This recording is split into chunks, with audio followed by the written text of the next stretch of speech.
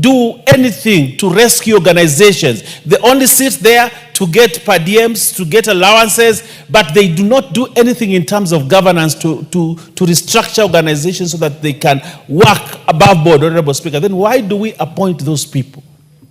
Why do we keep them in positions until the expiry of a term? Why do we keep them, Honorable Speaker? We don't. As a government, we need to really look at where our resources going. There is a lot of wastage of resources. But who are these people who are overseeing the wastage?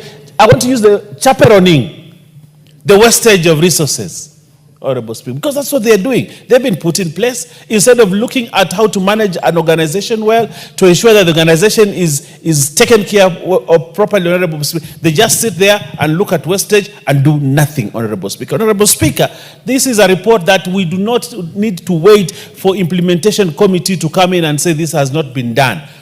ESCC must be seized of this report, and the clerks, Member for Nandi Hills, what is out of order?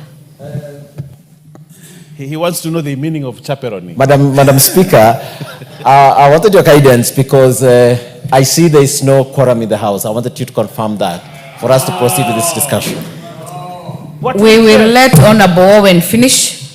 What interest does it serve? We will let Honorable Owen finish, then we will give guidance. Kitura will teach you a few things. Honorable Owen. Honorable Speaker. Any member can rise and raise that issue. It's in the standing order. Yes, Honorable so, Speaker. Honorable Owen, you will finish, then I will actually deal with the issue raised by the member for Nandi. Then you'll allow me to teach him a few lessons. Honorable Speaker, so I want to say this, Honorable Speaker, that I heard also the Kenya pipeline is being mentioned, Honorable Speaker. But before I go to the issue of Kenya pipeline, I heard about the Mzizima pipeline. The Mzizima pipeline, Honorable Hosing talked about the Mzizima pipeline. That the people of Mombasa have waited for so long, many years, to have the Mzizima water reach Mombasa. But there has been a continued delay on ensuring that we have this pipeline because of one excuse after the other. While the people of Mombasa keep on suffering, they stay without water. The water that comes from Mzizima pipeline, that should come from Mzizima pipeline, Honorable Speaker, serves Kilifi. And actually the person that serves most is the MP for Kaloleni who sits behind there. If this pipeline is actually constructed, it will help ease the problem of water. Probably we will not even need Mwache Dam, which is going to consume billions of shillings.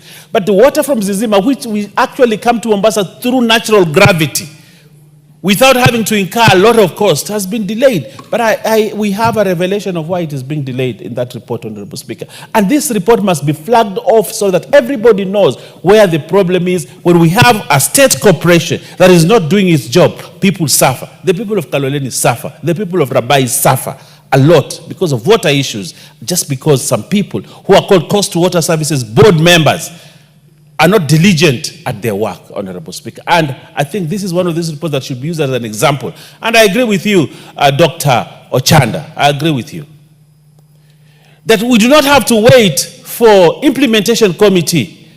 The 6-month window is enough to arrest, prosecute, and charge people who have been misusing opportunities that have been given to serve the people. We don't have to wait for the implementation committee. The implementation committee should just come and report that the recommendations were implemented, instead of saying the recommendations were not implemented, and then we start another process again. You know, Honorable Speaker, this implementation committee sometimes takes Parliament back many times. You know, you have a report, it comes here, you expect implementation, it is not done.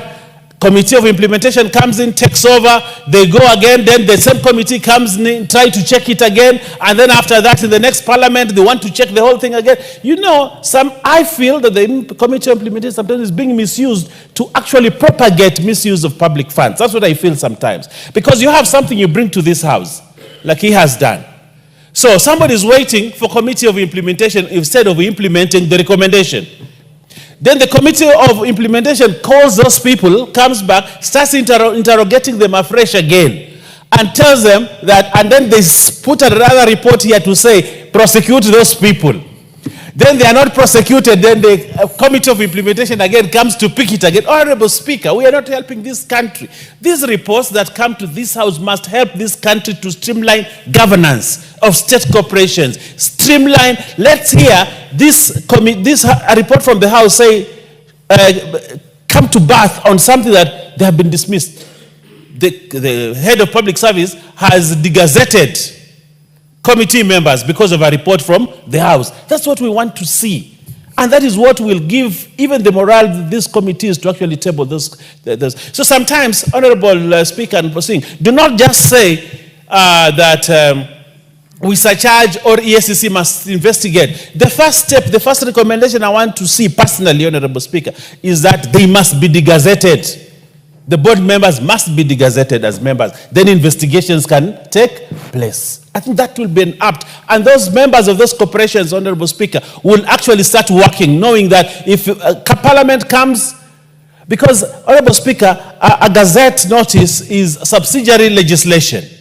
And that subsidiary legislation actually must be approved by Parliament. This Parliament can actually recall that subsidiary legislation, that gazette notice. So instead of just saying, ASCC investigates, Honorable Speaker, I think one of the recommendations is that those members must be degazetted if they have led to the loss of money within a state corporation. That will be an important and apt recommendation for the committee, so that actually we make progress. Honorable Speaker, I had the Kenya pipeline issue.